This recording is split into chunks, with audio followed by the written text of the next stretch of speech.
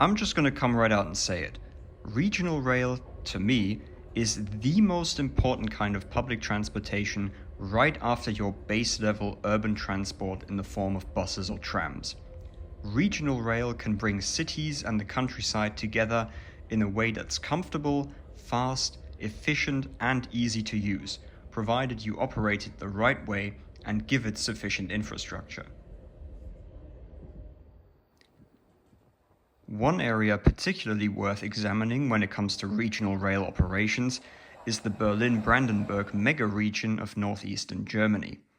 Berlin-Brandenburg is fascinating because it combines Germany's largest city by both population and area, Berlin, with one of the country's least densely populated states, Brandenburg. While Berlin has 3.7 million inhabitants in an area of just under 900 square kilometers, Brandenburg is home to only around 2.5 million people across an area of almost 30,000 square kilometers.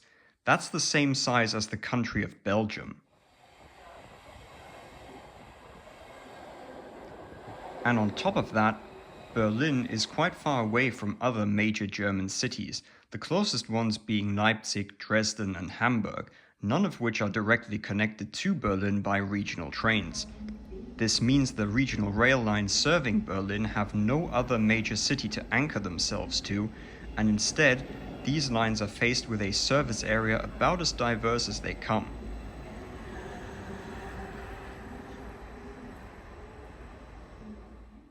As is commonplace for major cities, Berlin has a suburban belt around its city limits within the state of Brandenburg. But the German capital isn't just surrounded by suburbs or traditional commuter towns, it's also bordered directly by Brandenburg's state capital, the city of Potsdam, which alone is home to around 200,000 people. This means a sizable amount of Brandenburg's 2.5 million residents live in quite close proximity to Berlin, leaving the remainder of the state dotted by only a few larger cities, none of which crack the 100,000 inhabitant mark, small towns, and lots of little villages. This highly unevenly populated landscape is crisscrossed by many regional rail lines, largely radiating out of Berlin. And while I believe the whole Berlin-Brandenburg regional network is quite good, one line in particular manages to serve this challenging environment better than all the others.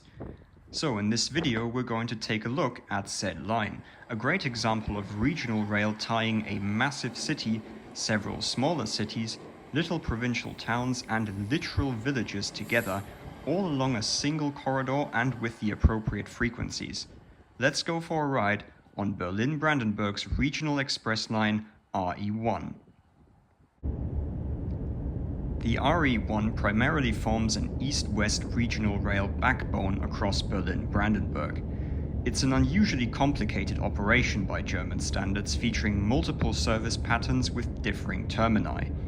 And while I will go over these briefly, for today we will focus on the still very sizable core section of the line. The core of the RE1 runs between the city of Frankfurt on the river Oder in the east, via Berlin and Potsdam, to the city of Brandenburg on the river Havel in the west. Yes, there is a city called Brandenburg in the state of Brandenburg. Think of it kind of as a New York-style situation. To make it clear when I'm talking about the city, I will always add the suffix of the river Havel afterwards to differentiate it from the state. This core section from Frankfurt Oder to Brandenburg Havel is roughly 150 kilometers long, and on the sections of open mainline outside of the Berlin-Potsdam urban area, trains can run at up to 160 kilometers per hour, allowing speedy progress. The RE1's core sees 3 trains per hour per direction during weekday rush hours, with 2 trains per hour off-peak and on weekends. 7 days a week, one of these 2 or 3 trains per hour continues westwards to the city of Magdeburg, the state capital of neighboring Saxony-Anhalt, a city of around 250,000 people and one of the closest, more major cities to the Berlin-Potsdam urban area. Additionally, from the eastern end, several weekday rush hour RE1 trains run south from Frankfurt Oder to serve Eisenhüttenstadt and occasionally even Cottbus, bringing around 135,000 extra people into the RE1 service area. Being timetabled more like shuttles though, with sometimes lengthy layovers in Frankfurt Oder, these trains are not as key to the RE1's operations as the Magdeburg trains. It also should be said that Cottbus residents, for example, have far more direct trains into Berlin, so they would not use the RE1 to commute into the capital region. Let's return to the RE1 core then and take a look at the exact service patterns. Interestingly enough, the hourly Magdeburg trains form the base layer of service along most of the core between Brandenburg-Havel and Frankfurt Oder, serving almost every single station the RE1 is intended to stop at. Only 2 stations along the core line are served by the other 7-day-a-week service pattern, which otherwise runs express and only stops at the more major towns and, of course, Potsdam's main station and all Berlin stations. The 2 stations served exclusively by this second pattern are also located in the city of Potsdam and see additional regular service from several regional rail lines running around the more immediate Berlin-Potsdam area. And now we come to those weekday rush hour trains. As of the making of this video, the RE1 cannot run its full intended schedule due to larger scale construction works in the southeast of Berlin. Here, a new regional rail platform is being put in at Köpenick S-Bahn station, leaving only 1 mainline track operational. This is why the rush hour only third trains per hour are currently split into 2 segments, an express pattern between Brandenburg-Havel and Berlin Ostbahnhof, and an express pattern between Erkner and Frankfurt Oder, making an additional stop at Fangschleuse station to provide increased service to the local Tesla gigafactory.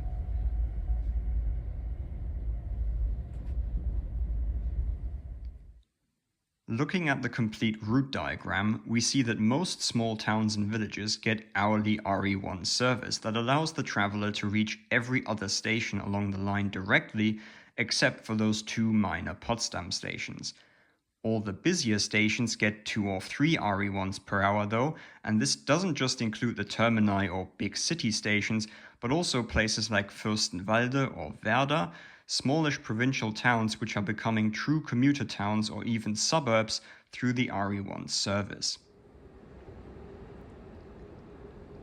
Before I take you to some of the places the RE1 serves, in order to better underline how valuable regional rail can be in facilitating connectivity, let's briefly talk trains. After all, good regional rail needs good rolling stock, and luckily, the RE1 does not disappoint here either. As per the current operational agreement, the RE1 is operated by the Ostdeutsche Eisenbahn, ODEG, one of many private operators on the German regional rail scene.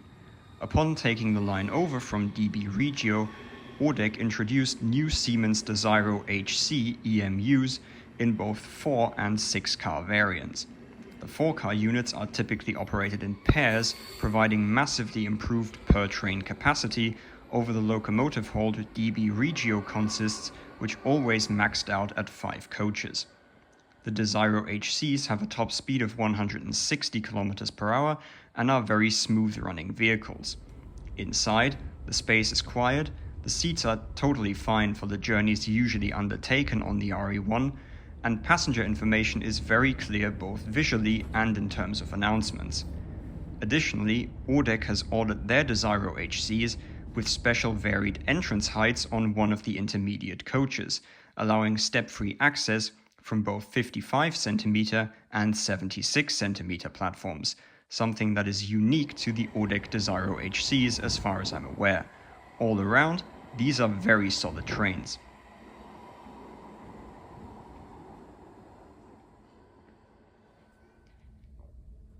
Let us now pivot to looking at some of the places along the RE1's route then, so that hopefully you'll see why I think this line is so exemplary when it comes to demonstrating the power of regional rail.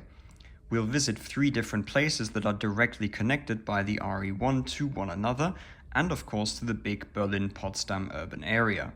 Those are the eastern end of the line's core at Frankfurt Oder, the commuter town of Werder, and the tiny village of Pillgram, which still receives the basic hourly service. Frankfurt-Oder today is a city of around 57,000 people, situated right on the border with Poland. The city is the main population center for Eastern Brandenburg, but has seen a massive decline in population since the end of the GDR in 1990. Back then, the city had 30,000 inhabitants more than it does today. The scars of this depopulation can still be seen in the form of cleared former residential neighborhoods of East German housing blocks, which became surplus to demand after the Iron Curtain fell. Frankfurt's population has now stabilized, but the city is still one of contrasts. Some streets and neighborhoods have been invested in and do look quite nice, while others are still stuck in the past somewhat and feel a bit derelict. One thing that can help spur development in smaller provincial cities like Frankfurt is good transport connections, and luckily the city is blessed in that regard, not just because of our RE1. You see, while the RE1 is undoubtedly the most important regional rail link the city has, Frankfurt is also a stop for international long-distance trains between Berlin and several Polish destinations, notably Warsaw. And Frankfurt is a hub for further regional rail services to the north, southwest, and south, reaching as far as Leipzig. As for getting to the railway station from within the city, Frankfurt has a remarkably solid public transport system, including trams, which serve most parts of the city, and buses which join up the remaining neighborhoods and even cross into Poland. And regarding our RE1 line, Frankfurt isn't just a generator for trips into Berlin, but also a destination for reverse commuting, thanks to the city's small but quite successful university, the Viadrina, which has around 4,000 students, some of whom travel to class all the way from Berlin by regional train. For our next place of interest, we hop over to the western side of the line to take a look at the town of Werder. Werder has a population of around 27,000 people and sits directly west of Potsdam, making it a blend of direct suburb of and commuter town for the Berlin-Potsdam urban area. But as with Frankfurt-Oder, traffic to and from Werder is not unidirectional. Especially on weekends and in the warmer months of the year, Werder draws in people from Berlin and Potsdam as a leisure destination. And the fact that all RE1 service patterns call it the town's railway station makes the train a very effective way to travel in and out of Werder.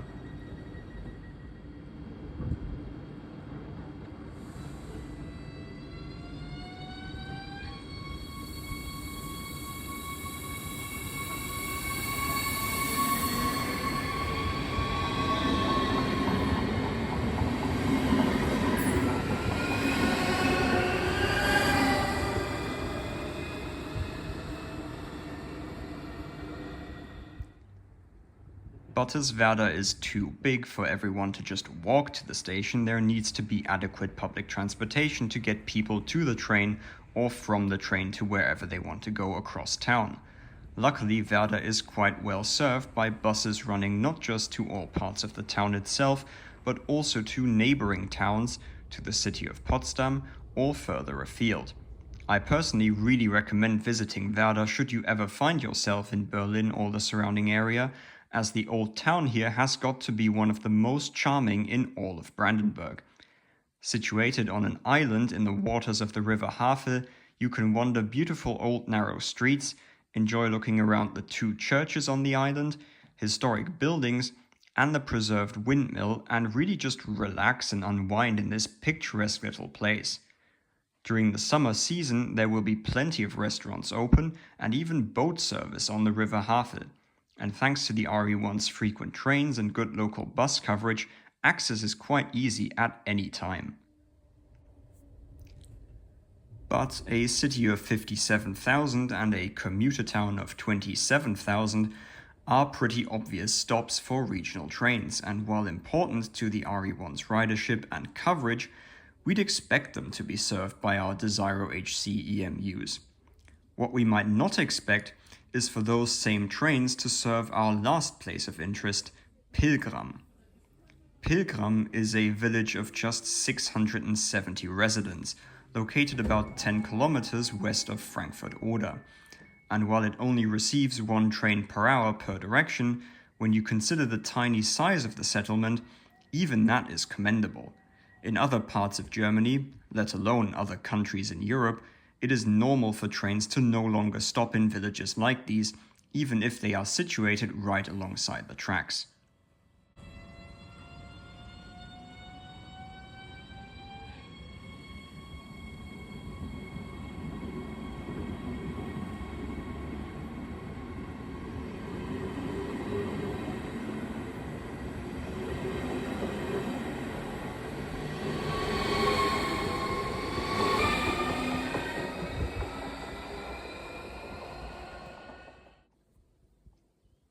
Alighting in Pillgram, the station here presents itself as modern and functional.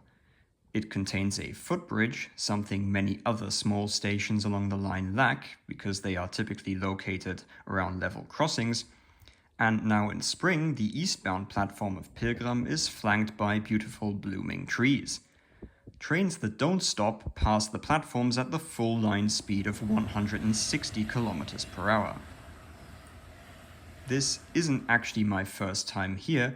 Back in 2018, I visited Pillgram for a bit of train spotting, which you can still find buried in the depths of my channel or linked in the description. The station of Pillgram is located roughly 800 meters from the village center, with the walk being mostly along a single straight street. The RE1 is the village's only 7-day-a-week public transport option. On weekdays, buses also serve the village though. What impressed me was how some trains call here even in the middle of the night, useful for someone maybe wishing to catch an early morning flight from Berlin's BER airport. Pillgram overall is a quiet and very peaceful place with little going on. But that's actually great for the purposes of this video because it underlines the fact that a place doesn't need to be of significant commercial or touristic interest to warrant a station stop. Pillgram is a typical Brandenburg village with a historic church, but otherwise buildings you'll find in any other village too. Except perhaps for this remarkable old house, which dates from 1595 and used to be both a residential building and for a time home to the village post office and pub. Residential buildings from before the 18th century are actually quite rare in Brandenburg due to the many devastating conflicts of the early modern period and the flammable construction of many pre-18th century buildings such as this one. So this 16th century house is actually something special Pillgram can offer the visitor. When I visited, a sign was put up announcing there would be a community gathering to work on the house and to help its preservation. And as I wait for my train out of Pillgram, I think it's really important to realize just how great regional rail can be for places like it. If I lived here in Pillgram, one of the 670 people that actually do, I could walk out of my house to the station and catch a direct train not just to one massive city, Berlin, but also to several other big cities like Potsdam or Magdeburg. I could travel to several smaller cities like Frankfurt-Oder or Brandenburg-Havel, or I could just take the train to one of the other small communities nearby, like Jakobsdorf or Briesen, and I could do this every day at almost any hour, all year long.